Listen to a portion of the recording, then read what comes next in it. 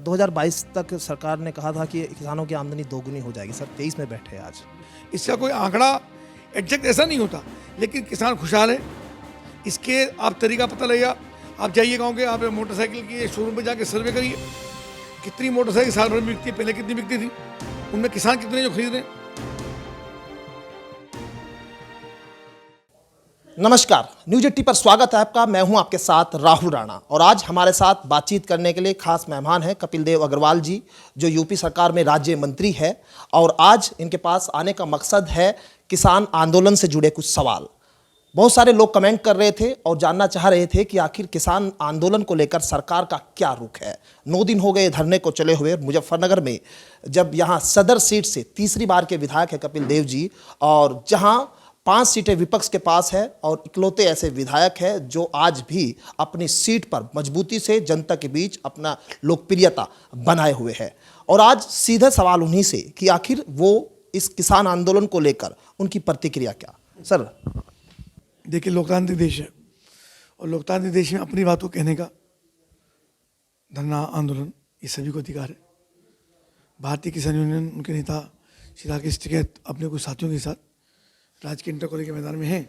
उनकी डिमांड भी है कुछ, तो निश्चित रूप से सब विषय सरकार के संज्ञान में, प्रशासनिक अधिकारी उनसे बातचीत कर रहे हैं और हमको लगता है उनका समाधान निकल जाएगा। सर वहाँ ये चीज़ें ज़्यादा आ रही है कि 9 दिन हो गए, कोई प्रशासन की तरफ से ऐसा कोई समाधान तो नहीं निकला, लेकिन सरकार की तरफ कोई प्रतिनिधि, जिलाधिकारी वहाँ पर गए थे, उनसे बातचीत करके आए। जो विषय उनके आए, सरकार में उनका विषय क्या हुआ है, उन पर विचार हो रहा है। अच्छा, कि थोड़ा सा गन्ने भाव को लेकर हो रही है कि पिछली बार अक्टूबर में भाव तय हो गया था और इस बार अभी तक नहीं हुआ, पिछले सत्र के फरवरी तक। देखिए, मैं बहुत जिम्मेदारी से बात कह सकता हूँ कि आदरणीय प्रधानमंत्री जी श्री नरेंद्र मोदी, आदरणीय मुख्यमंत्री श्री योगी आदित्यनाथ जी किसानों के विषय को लेकर स्वयं में ही बहुत गंभीर है और उनको किसी बात को बताने की आवश्यकता नहीं है। जो विषय किसान क्या है, किसान की बुआई का, किसान के बीज का, किसान को यंत्रों पे छूट का, उनको किसान सम्मान निधि का और गन्ने के भुगतान का, हम ही हैं, यानी उत्तर प्रदेश सरकार ही है जिसने समाजवादी पार्टी के पिछले 5 वर्षों के 10 वर्षों के गन्ने का भुगतान जो रुका पड़ा था और बिल्कुल दुर्गति गन्ने के किसान की हो गई थी, भुगतान नहीं हो रहा था, उसको गन्ने का भुगतान माननीय मुख्यमंत्री योगी आदित्यनाथ जी सरकार आने के बाद किया। ये सबको मालूम है, किसानों को भी मालूम है, सबकी जानकारी में। जो शुगर मिलें तत्काल सरकार में बेची गई, उन शुगर मिलों को भी जीवित करके पुनः चलाने का काम हमने किया ताकि गन्ने का ठीक प्रकार से गन्ना फैक्ट्रियों में डलता रहे। और उससे महत्वपूर्ण बात यह है कि जब शुगर मिलें चली और जब तक एक एक गन्ना किसान का मिल में नहीं चला गया, तब तक मिलें बंद नहीं हुई। तो ये गंभीरता लगातार सरकार के अंदर है। गन्ने का जहाँ तक रेट का विषय है, तो सब हो जाएगा। कोई ऐसा तो है नहीं कि सरकार किसान का गन्ना ले लेगी, भुगतान नहीं करेगी, घर में रख लेगी।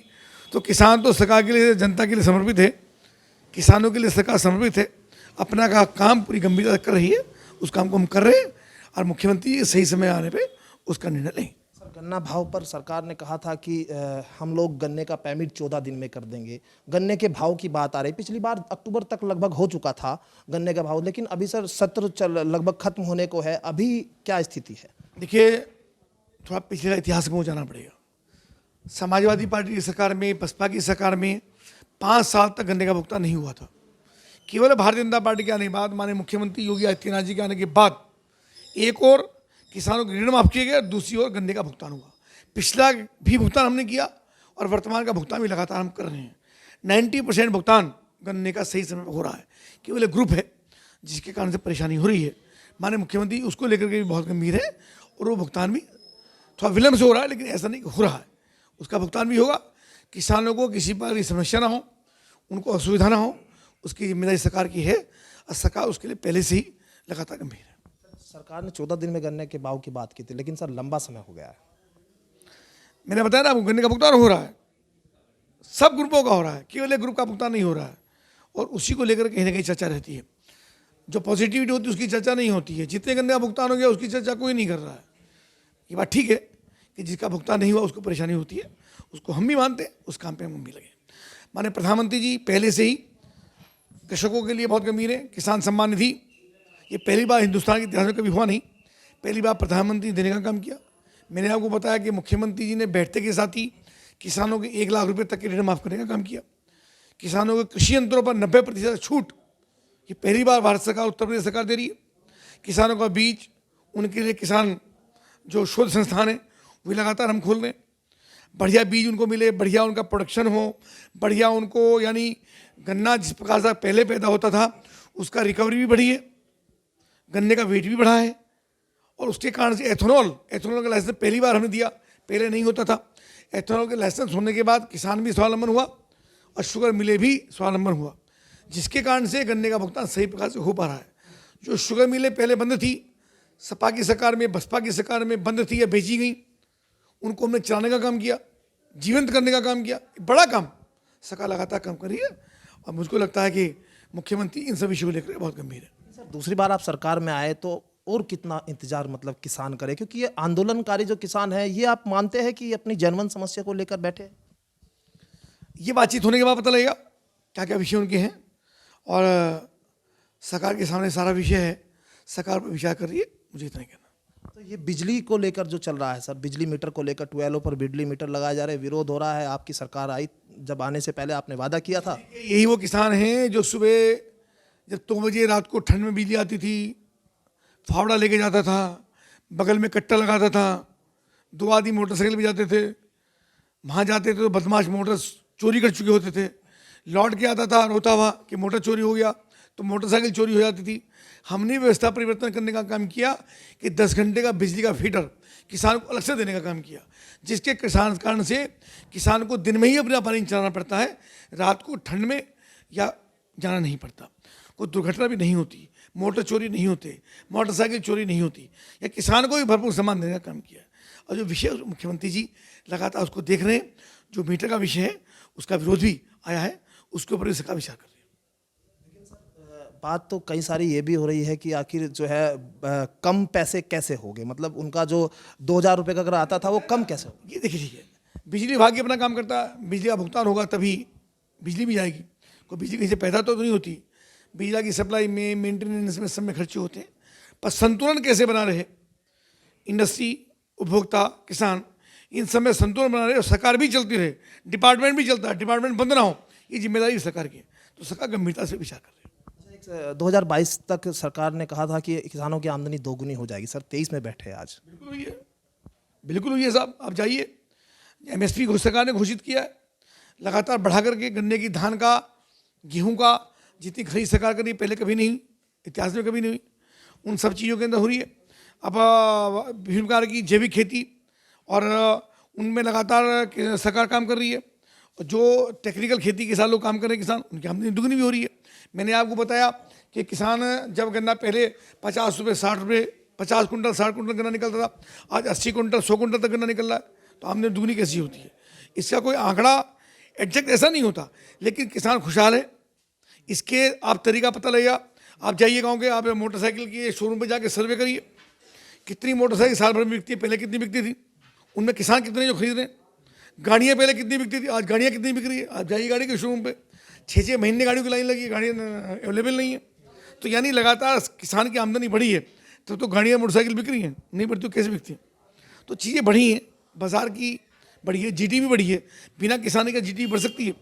आज हम जापान से भी आगे बढ़े हैं, हमारे GDP दुनिया की 5वें नंबर पर आई है, तो किसान की आमदनी के बिना ये 5वें नंबर आ सकती है क्या? यानी चीज़ें लगातार बढ़ रही हैं, पर किसान एक ऐसा विषय है जिसमें चर्चा करते रहे कभी खत्म नहीं होगी, जो किसान एक बड़ा वर्ग है। लेकिन सरकार गंभीर है, और किसान भी जानता है उसकी आमदनी बढ़ी है, उसका आत्मविश्वास भी बढ़ा है, उसकी सुरक्षा भी बढ़ी है, और उसकी जिम्मेदारियाँ भी बढ़ी हैं। किसान का शिक्षा का स्तर भी बढ़ा है, उसका रहने का स्तर भी बढ़ा है, उसकी इनकम भी बढ़ी है। आवारा पशुओं को लेकर फिर भी बवाल है। पिछले चुनाव में आपने देखा, अब कह रहे हैं कि पूरी की पूरी फसल किसानों की खा जा रहे हैं, सरकार उस पर जो कोई मेड़बंदी करता है उस पर मुकदमा कर देती है, और उसके लिए कोई व्यवस्थाएं नहीं हो रही।